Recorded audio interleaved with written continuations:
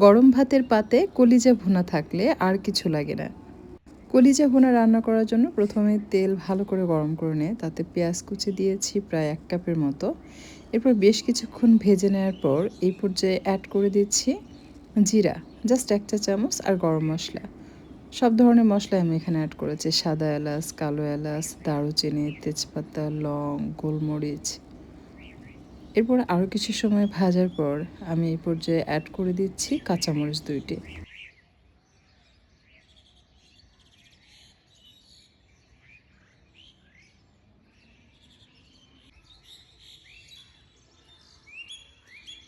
পেঁয়াজ বেরেস্তা হয়ে আসলে 1 টেবিল চামচ আদা রসুন বাটা দিয়ে এটাকে খুব ভালোভাবে কষিয়ে নিতে হবে, যেন আদা রসুন বাটার যে কাঁচা গন্ধ সেটা চলে যায়।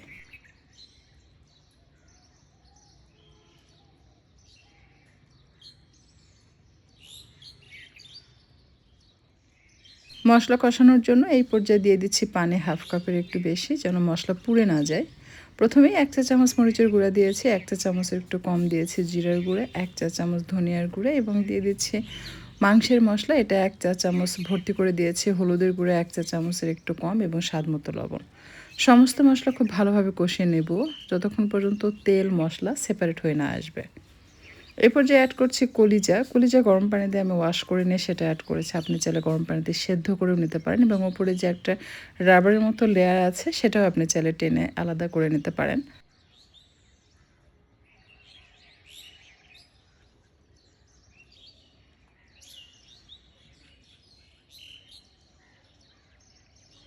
এই পর্যায়ে পানি দিয়ে কলিজা কষিয়ে নিচ্ছে মশলার সাথে। খুব বেশি পানি দেওয়ার প্রয়োজন নেই, মাখো মাখো পানি দিলেই হবে। ঢাকনা দিয়ে ঢেকে হালকা তাপে বসিয়ে রাখবেন, মাঝে মাঝে নেড়েচেড়ে দিবেন, তাহলেই পেঁয়াজ গলে যাবে।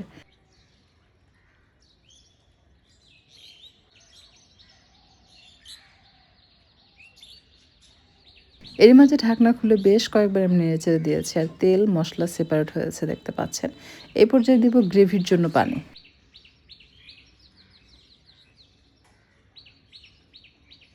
সবকিছু ভালোভাবে মিশিয়ে নিয়ে অ্যাড করে দিচ্ছি একটু গরম মশলা গুঁড়া।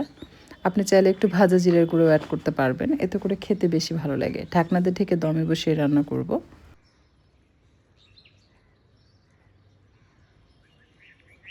যখন ভুনা ভুনা হয়ে যাবে তখন চুলা থেকে নামিয়ে সার্ভিং ডিশে সার্ভ করবেন। গরম ভাতের পাতে এটা থাকলে আর কিছু লাগে না। আপনি চাইলে রুটির সাথেও খেতে পারবেন বা পরোটার সাথে, অথবা খিচুড়ির সাথে বা পোলাওয়ের সাথেও সার্ভ করা যাবে। এই কলিজা আপনারা কে কীভাবে রান্না করেন কমেন্টে লিখে জানাতে পারেন। আজকের কথা বাড়াচ্ছি না, বিদায় নিচ্ছি আর আপনাদের সকলের সুস্বাস্থ্য কামনা করছি। যদি বাসায় ট্রাই করেন কমেন্টে লিখে জানাতে পারেন, অথবা আমার চ্যানেলের কোন রেসিপি আপনার কাছে সবচাইতে বেশি ভালো লেগেছে সেটা লিখে জানাতে পারেন।